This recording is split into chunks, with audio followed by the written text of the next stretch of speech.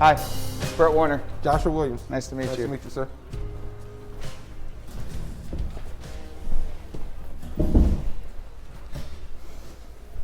Is it okay to take your mask off now? Yeah, So how are you doing today, sir? I'm great. How are you? I'm doing pretty good, man. Good. Glad you could take the time out today. It's a great opportunity. Great opportunity for me. Yeah. So, where are you originally from? I grew up in the White House area, White House, Waterville, Okay. Anthony Wayne School District. Yeah, I looked at some houses out that way when I was going to buy a house. Okay. Yeah, it's a nice area. I'm born and raised here in Toledo. I currently live in Oregon, Ohio. Okay. Did you attend school out there? Yeah, Anthony Wayne. My mom was actually from a farming family out there, and, so that's where I grew up.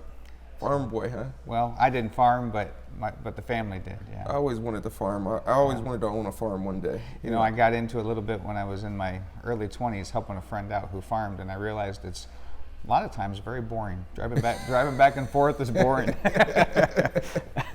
Yeah, I always wanted to own some land. I mean, the most I could buy now was a half acre, so I own a half acre out in Oregon, and eventually I want to, move a little bit further away from the city. I like my quiet. I don't like too close to neighbors. You would like my area. We have 2 acres in the middle of a cornfield.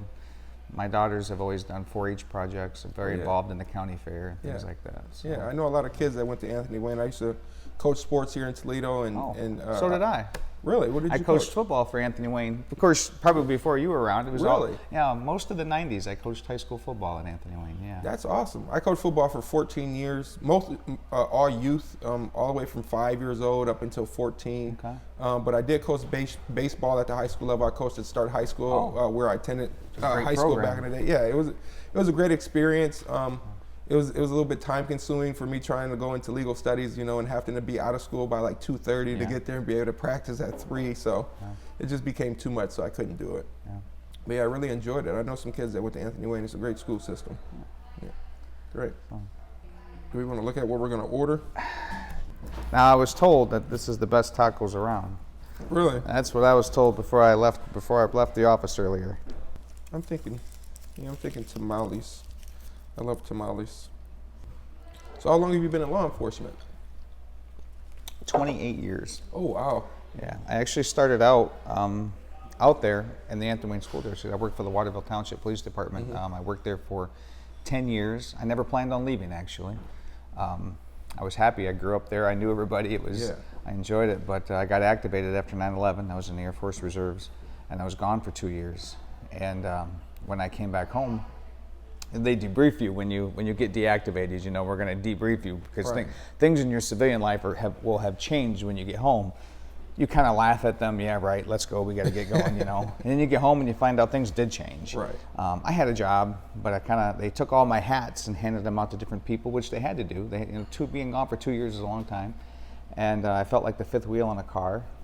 But it just worked out. At the time, the sheriff's office, the drug prevention officer, had picked up and gone to Toledo Police Academy, and there was no training for them to even get someone from within trained. So, hi. Guys. Doing Good. okay. Cynthia, we're taking care of you. Hey, you guys ready to take your order? Sure. Can I just have 2 tamales? 2 tamales? Yeah. Okay. May I just have small nachos? I'm pretty plain, just cheese only on the side. Is that possible? You want cheese on the side? On the side? Yeah, just like chips and cheese. Yeah, queso? there you go. Okay. Yeah. All right. Yeah. All right. Thank you. I'll take Thank that. you. Let me know if you need anything. Thanks.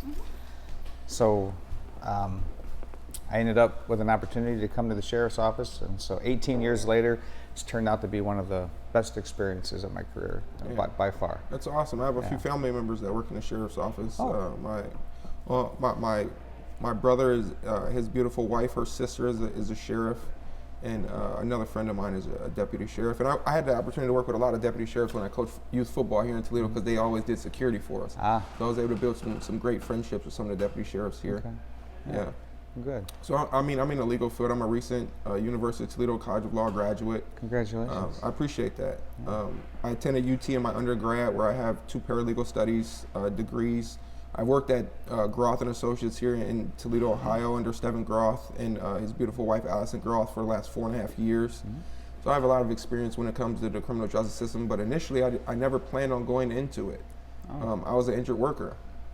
I got hurt at 21, working for the railroad. I fell 30 feet, destroyed my spine. Oh. I've had 5 major spinal surgeries, metal in my spine. So I was planning on going to undergrad to be a paralegal in the workers' comp and Social Security industry. And I had something happen in my personal life where I was falsely charged with a crime. I was charged with 2 felonies. And I've spoken about it a little bit before. And that changed my life. So Steven was actually my criminal defense attorney. And I was able to establish that those charges were false, and I was able to move on. But that shaped my future differently than what I thought it would be. And that's when I started concentrating on criminal justice, because I was one of the most straight and narrow guys that I knew. And if I could be criminally charged and indicted here in Lucas County, anybody could. Mm-hmm. So that's when I really took it up, and that's been my passion ever since then. I continue to work in that industry. So you took a bad situation and you decided to do something positive with it. Absolutely. I mean, I don't blame anyone for it other than the person that falsely accused me, right? Our system works the way that it works. It was slow, but the ultimate outcome was right, and justice was served. And I mean, there's some things that we could change to make it where I could possibly go after that person for making those false accusations, but unfortunately that's not the current law here in Ohio. So I don't blame anyone for it, and I just took it as an opportunity to say, okay, well, everybody that's accused of a crime may not be guilty, right? Everybody deserves a good defense counsel, and I pride myself on that. That's what I do moving forward. That's a great story.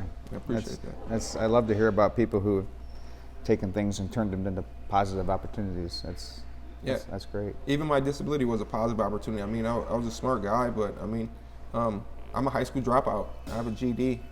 I attended Royce C. Starr High School where I was in honors, and I had a full ride to Ohio State when I became homeless. So, I dropped out of high school and I started working, and I used my body to make money working manual labor, and I got hurt. And that was kind of a reset button on my life. Mm-hmm. And it gave me a chance to go to college and show my potential. And I mean, I graduated with 2 honors degrees and eventually full scholarship to UT Law and graduated from law school. And now, hopefully in February, I'll be taking the bar and passing. Even though I'm allowed to practice law here in Ohio now, I still got to take the bar in February. That's awesome. I appreciate that. I'm sure you do great. So I think what brings us to this point currently is the social unrest in our country. So for decades, we've seen a little bit of unrest when it comes to police interactions with minority communities. Sometimes it's not even police interactions; it could be civilian interactions and the lack of justice in those cases, such as the case down in Florida. So with the most recent events, I think what brought us is that we finally get to see it on camera.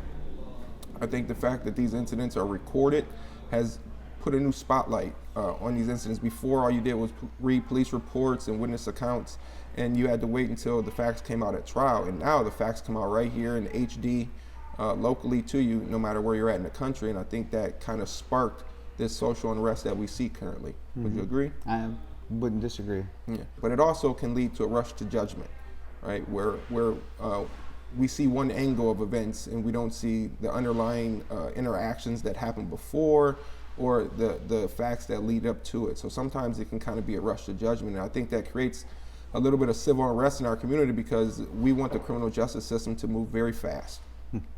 We want it to move as fast as those videos come to our screen.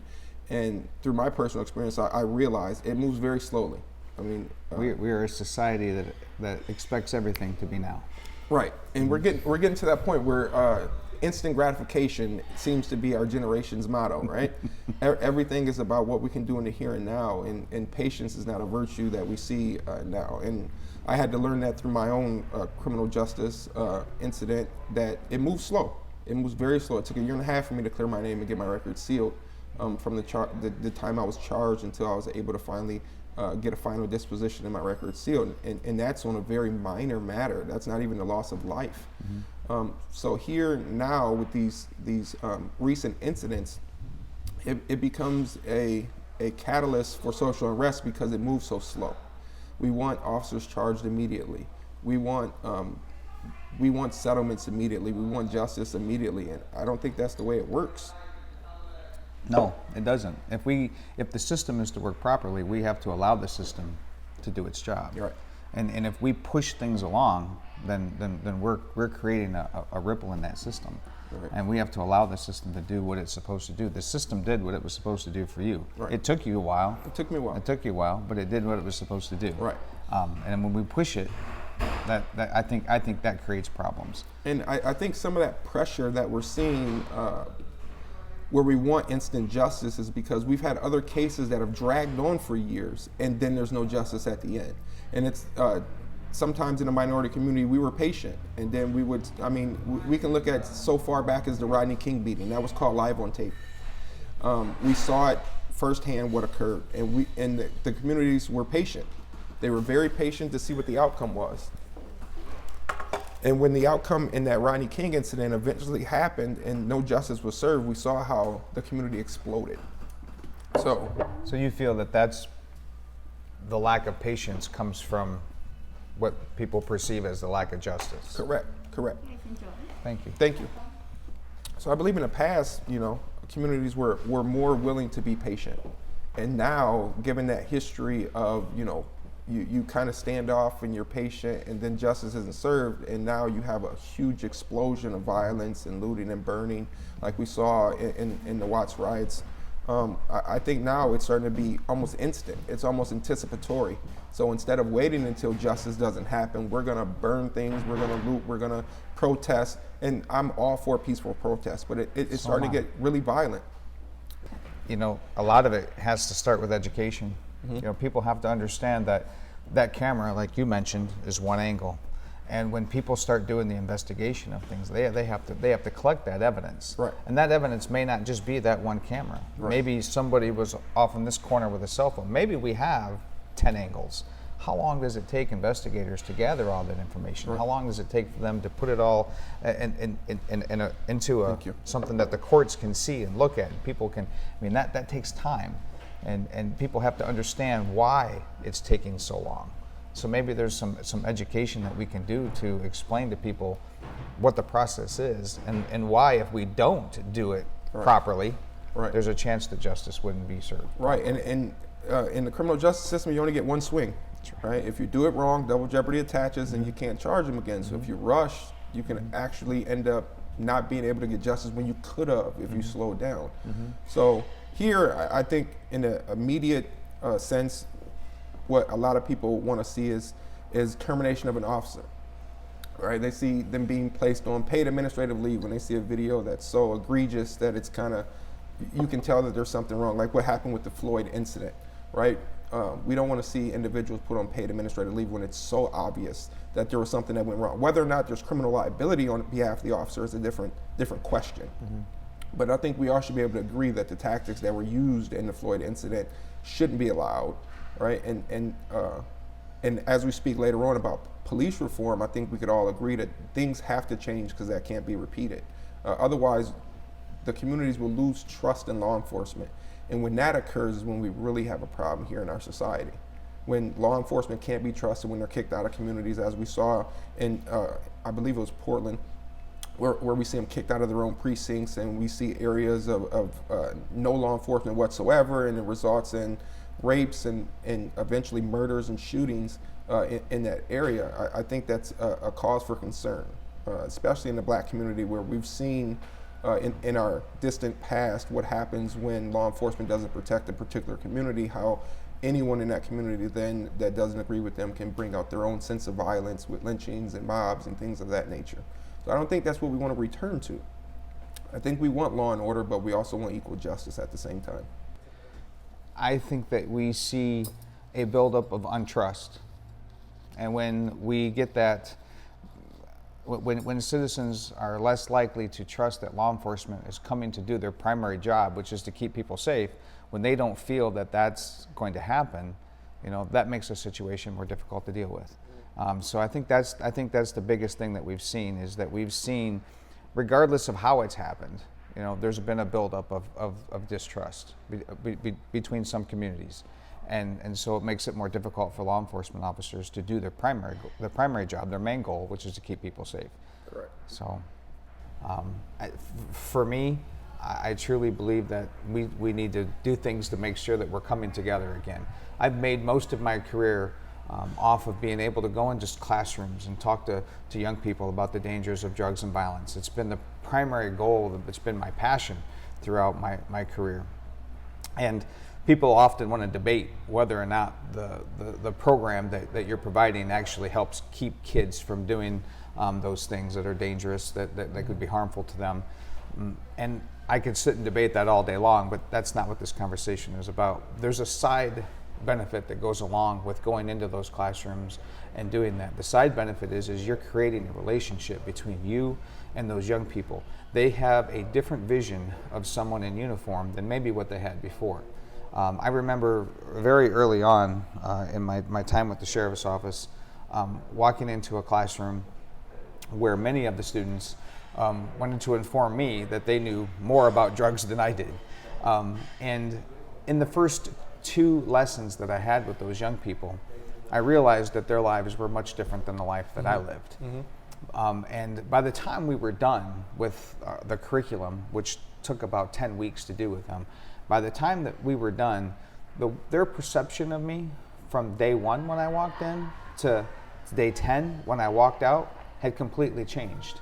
And that's important to point out that they now came up to me, they were coming up to me, they were giving me high fives. But more importantly, I tell people that yes, I may have changed their perception of someone in uniform, but they changed my perception of their community. Right. And if we are not doing things to make that happen, so that I always tell people that citizens police academies are one of the best, most important things we can do in law enforcement, because it gives people an opportunity to see what our job is, to see what it's like to do our job, to have to make those type of decisions. But a coworker recently said to me something I found extremely interesting. They said, what if we were doing citizens police academies and then we turned around and we did citizen academies? In other words, police officers go into those communities where they put on an academy to see what it's like to be where they're at. Wonderful and idea. The gentleman, the coworker who made that suggestion, it just has been going in my mind over and over. What a great, wonderful idea. It is. You know, we expect you to know what our job is like. What if we turn that table around and you expect us to understand where you're coming from as well? Right. You know, and I think it's a brilliant idea. I do. I think it's a great idea. I think the biggest problem that we currently have in our society is that our political system has got to the point where it's okay to be polar opposites and to stay in our own groups.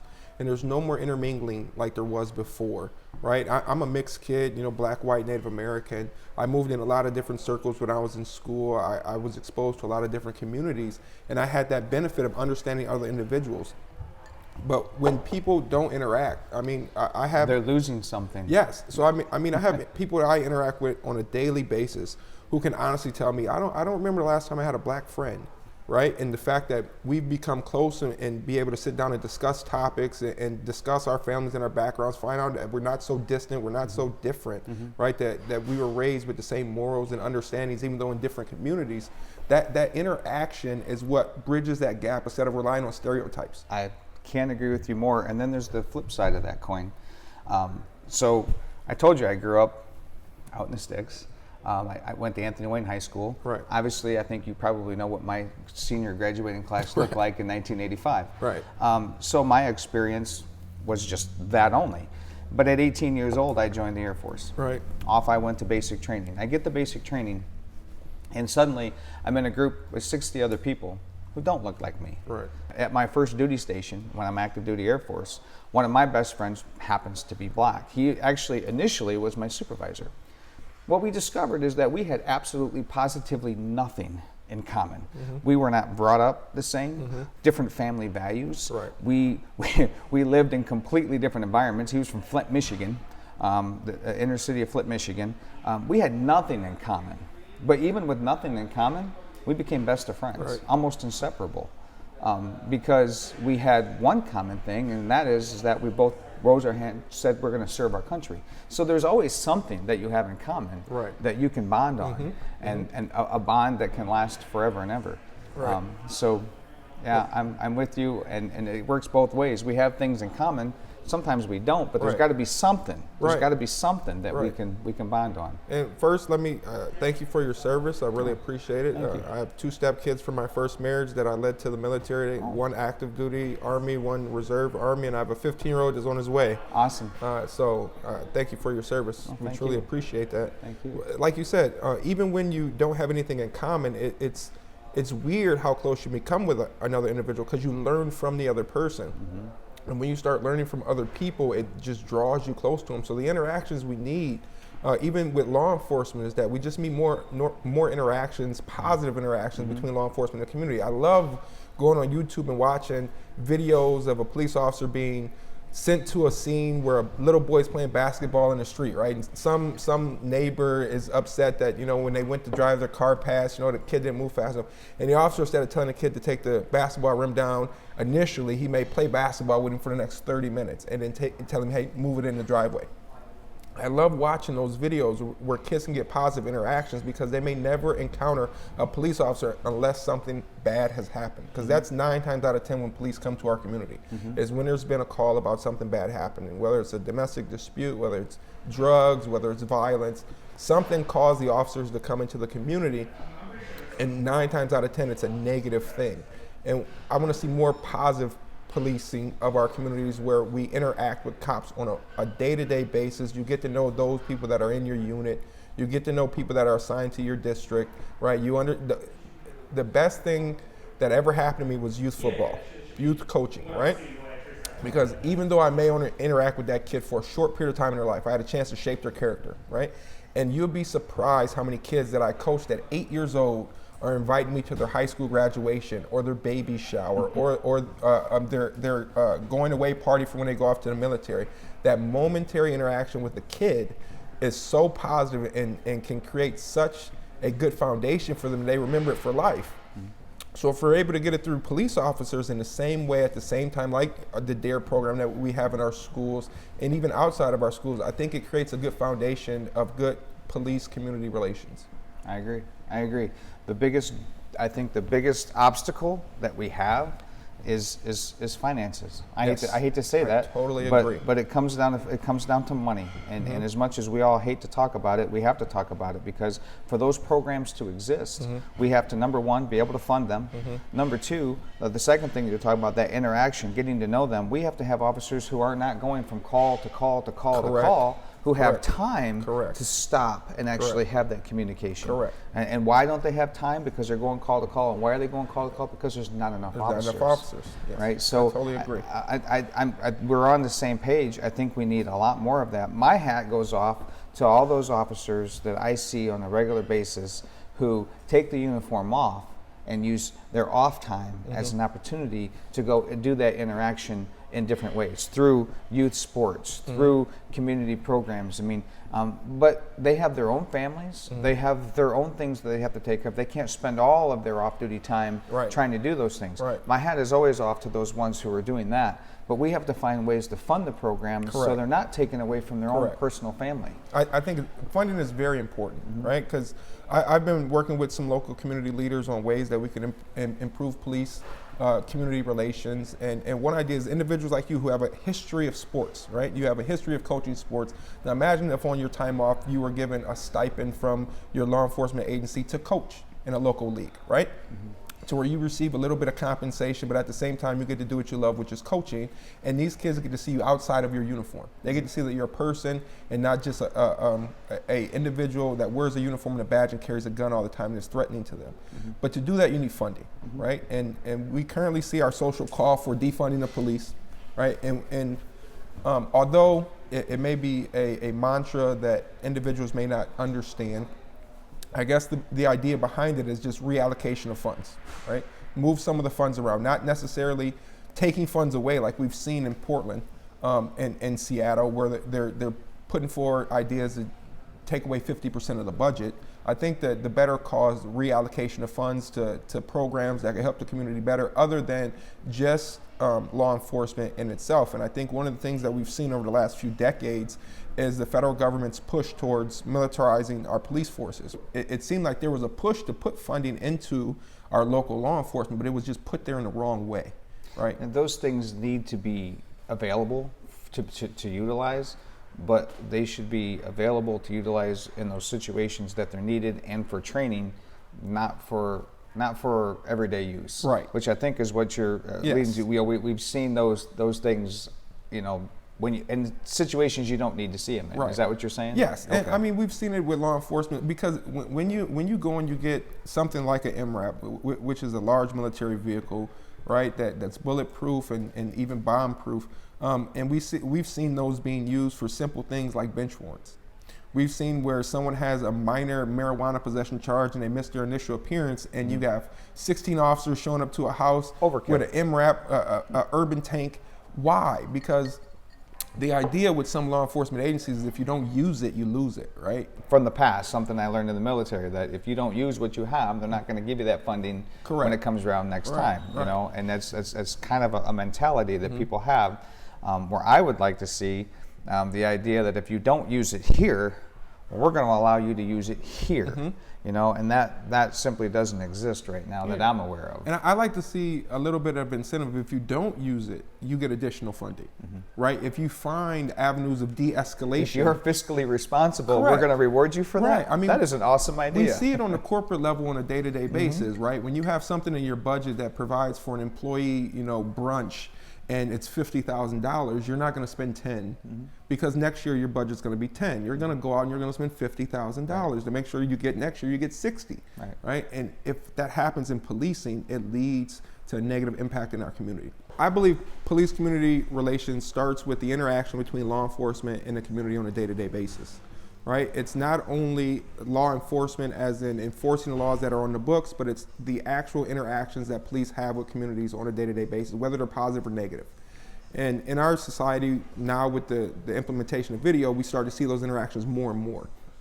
And we see the negative interactions that tend to happen in majority minority communities where it seems the patience of the officers may not be as extensive as they may be in a suburban community where they're more lax and they're more willing to discuss situations. Instead, there's a rush to use of force and escalation of force.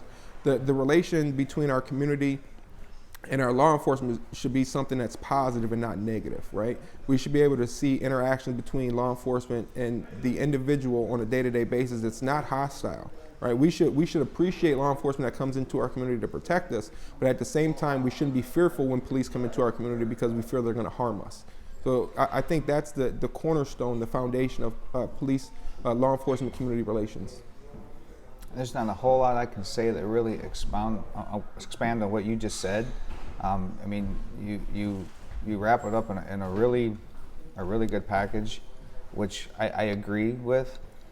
For me, it's getting the opportunity for those officers to do that when they're not going from call to call, when they're not being tasked with other things, and also making sure that the community knows that opportunities exist. And when we have things in place, we've always had things in place such as block watch program.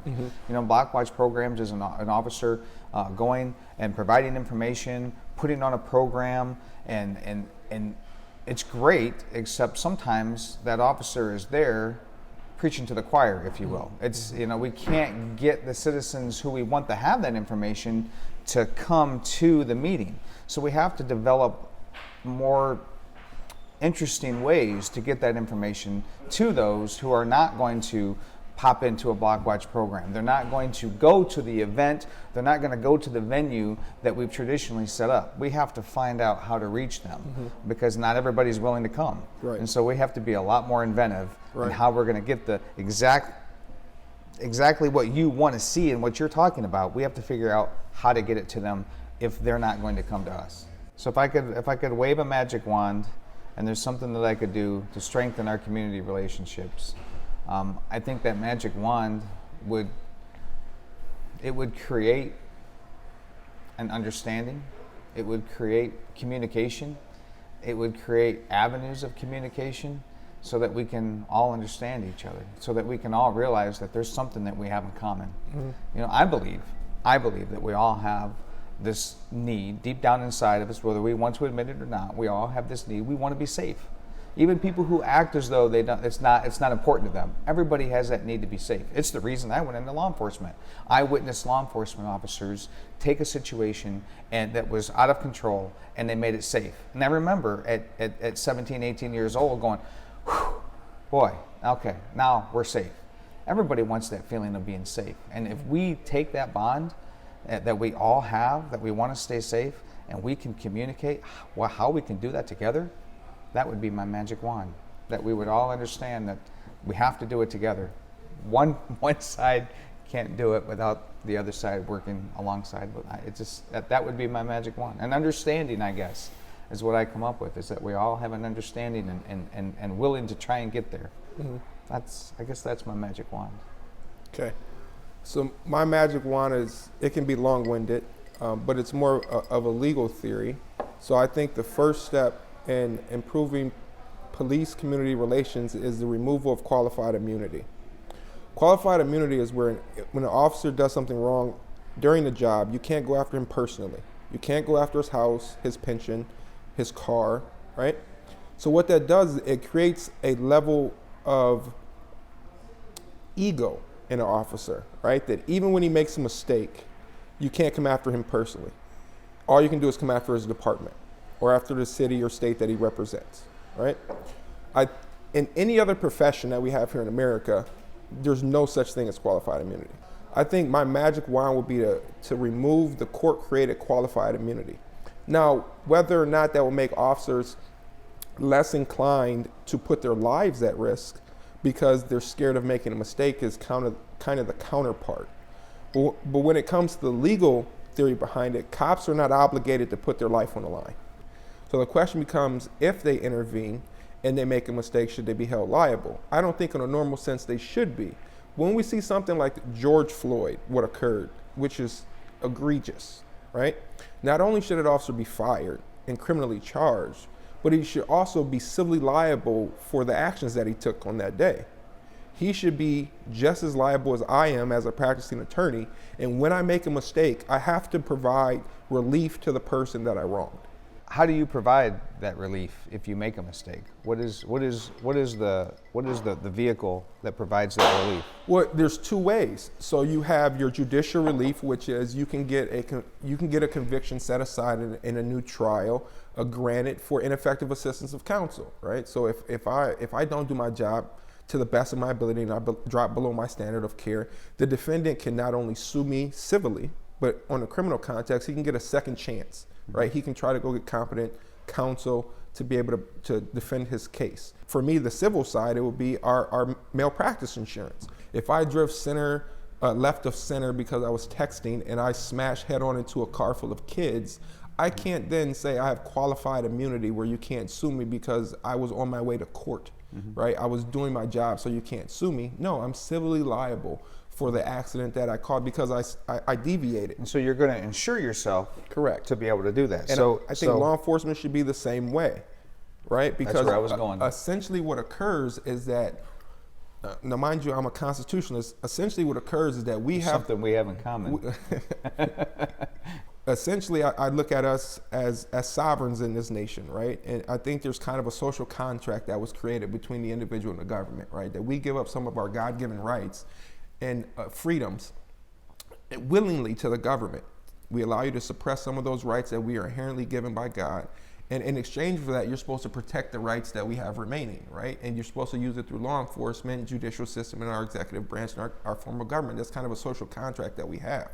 The problem that arises in our community is Black individuals and minorities in general feel like that contract we're not getting the benefit of anymore.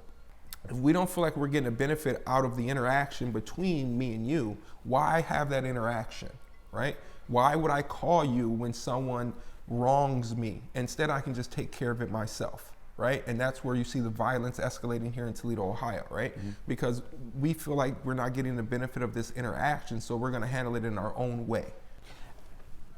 Very interesting points that I've never really thought a whole lot about. I think one of the most interesting ones that I'm still working with is the insurance. You insure yourself to make sure that I'm just trying to imagine some insurance company out there being willing to insure a law enforcement officer. I'm just trying to picture that in my head. I'm not saying it's impossible. I'm just trying to imagine that world where an insurance company takes on that risk. I mean, insurance companies are very. I was rear-ended in a car accident 2 weeks ago, or 3 weeks ago now. You know, I mean, I was stopped at the stop sign looking both ways, and you know, the person behind me decided not to stop, you know, at 40, 50 miles an hour. And so it wasn't my fault, you know, but the amount of work that I've gone through dealing with the insurance company to try to replace my totaled vehicle, to try and get my MRI paid for at the hospital. I mean, it's a lot of work. Well, that's where you need competent legal counsel.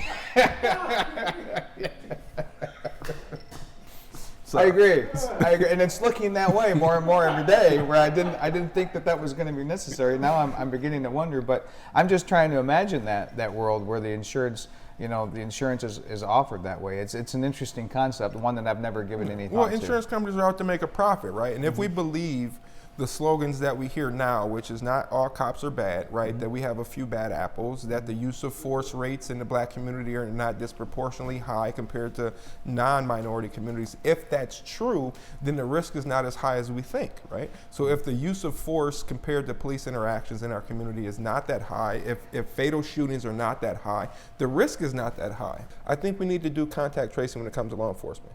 We need to see what law enforcement officers are doing on a daily basis. I know I'm a paperwork guy. I have to do paperwork all the time. And I know paperwork is a large part of a normal patrol officer's job, right? Every time he does a traffic stop, paperwork's generated. Every time he makes an arrest, paperwork's generated. And it may cause more work on the officer, but I think it will allow the community to have more confidence in our departments if we're able to see what actually is going on and how often our communities are being policed. It's a very interesting concept that most people don't talk about. We only see those body cameras when an officer is on a call. Correct. You know, we don't see what they're doing when they're not necessarily on a call. Both what you pointed out, we don't see the hostile, but maybe we're also not seeing the positive. Correct. Maybe we're not seeing that officer that needs to be highlighted in a positive way. They need to be put in more community involvement situations. It is interesting. One of the biggest problems with it, again, and I hate to keep saying this, but whenever we keep that video, we have to store it somewhere. Correct. And that has become very expensive, you know, having that storage. Well, my understanding is it's stored regardless, currently. It's stored regardless, yes, right, for a certain amount of time. Now, and, whether and or not a certain amount of cost, right, you get a certain amount of space. So it's already on record. It's already there. It's already a public record. We can already request it through a public information requester in Ohio, right? I can quote the statute if you want, where we can go down at any time and I can request body cam footage from you from 12 to 1 on a certain day, right? But I don't know when to look without records. But you're only going to see when it was on a call. You know, because we can't leave that on for 8 hours or 12 hours at a time. It's only when it's activated. Right. It's only when it's activated. And dash cam's the same way. Dash cam is only activated once the overhead lights come on. It goes back 30 seconds and it starts to roll. So the only time that we get to see this type of policing, this interaction, is when it's positive or negative or when it's on the actual call. But you can't have oversight without things to oversee. And if all you're overseeing is when there's reports of an abuse of power, you're missing 90% of the people who don't know how to report the abuse, right? The only time that I file motions to suppress evidence all the time, right? Meaning something went wrong legally to make it where the evidence can't be used. That may happen 100 times out of 100, but only one person actually files one. Why? Because they're the only ones with enough money to hire me. It's unfortunate that happens, right? So I think the main way we can improve community relations is confidence in the way we're being policed. And that's with being able to provide oversight. To be perfectly honest, I'm not sure why I'm here, because he has all the answers. I mean, honestly, I have really enjoyed our time together. Absolutely, it was a pleasure. Pleasure to meet you. All right, take care.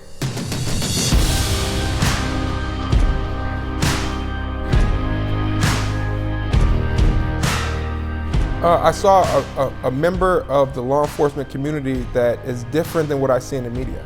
I saw one that was open to conversation, right? He was willing to listen to ideas that he had never heard before or barely had heard before and think about it in a different light. And I think when we're looking for leaders in our law enforcement community, that's what we should be looking for in the future. When people take opportunities to try to communicate, that's when we come up with solutions. That's when we come up with answers to problems. It's easy to sit around and complain about something. It's an entirely another thing to be willing to come up with a solution.